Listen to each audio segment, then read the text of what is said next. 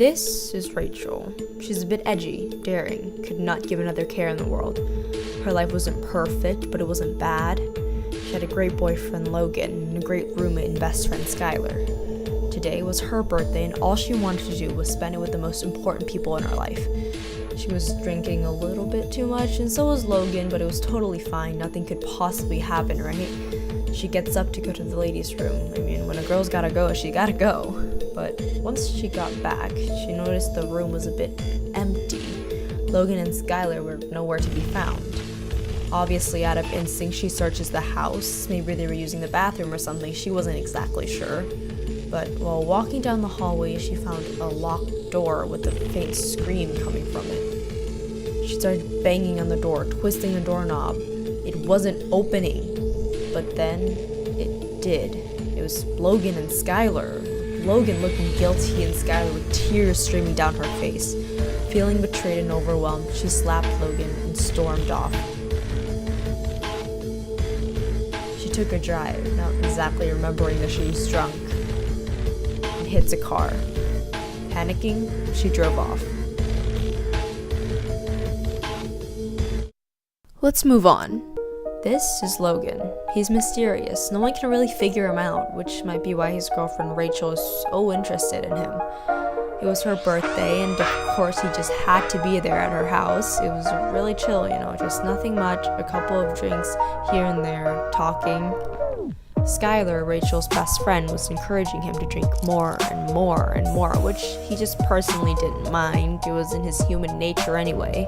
But drink after drink after drink, he began to have this weird sensation, a weird feeling. See, he always just had a thing for Skylar, just never got the chance because he got in a relationship with Rachel first. He started paying more attention to her, acknowledging every single little detail about her, and just physically being closer to her. With a bit of conversation, he was able to get her to follow him. He subconsciously led her into a small room in their house.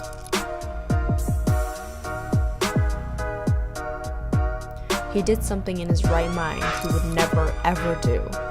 The agonizing screams of the simple word no was just not affecting him whatsoever. He didn't know why.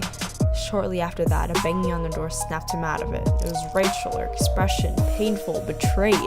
She slapped him and stormed off. He tried to go after her, but he was way too late and she already drove off. The next morning, he got a call from the hospital saying his mom got in a car crash. He was worried. He paces around his room looking for a way to pay for her surgery. He looked at the clock and realized he's about to be late for work. He gets dressed and jumps in the car. That day at work, he manages to steal some drugs. Not much, but it would be enough to help his mom. After his shift, he goes back to Rachel and Skylar's house, hoping to apologize to both of them. He knocks on the door and Rachel answers it. She simply rolls her eyes and walks back upstairs. He slides his backpack off and goes after her. Let's move on. This is Skylar, an interesting little 16-year-old. She doesn't live by the rules, especially when no one's there to control her. Both of her parents are no longer with her, and all she has is her amazing best friend, Rachel. It was Rachel's birthday, and obviously she was going to celebrate it. They had a little hangout, and she spent most of her time talking and drinking. They were having a good time. Wanting to get to know him better, she started to conversate with Logan. Then, under his hypnotic influence, she began to follow him to who knows where.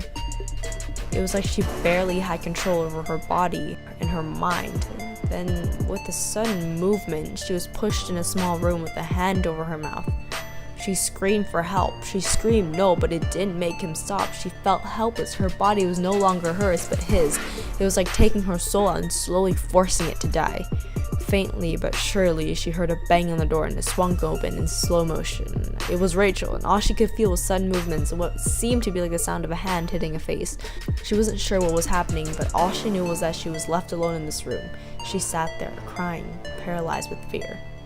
The next morning, she was awakened by a distant arguing. She opened her eyes. She saw what might as well just be the devil. But then her eyes catch on something that was almost popping out into her face. It was a bottle of pills. Subconsciously, she reaches for them. Without even knowing it, she was unscrewing the cap off, pouring them into her hand, popping them into her mouth, and swallowing them.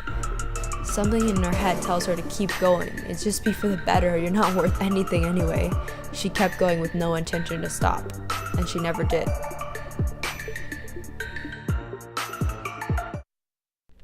So what? Why did I tell you all of these stories? Alright, let's recap. If Skylar never encouraged Logan to drink, he would have never raped her. Had he not raped her, Rachel would not have been angry and drove off while she was drunk. Had Rachel not driven while drunk, Logan's mother would have never been hit and injured.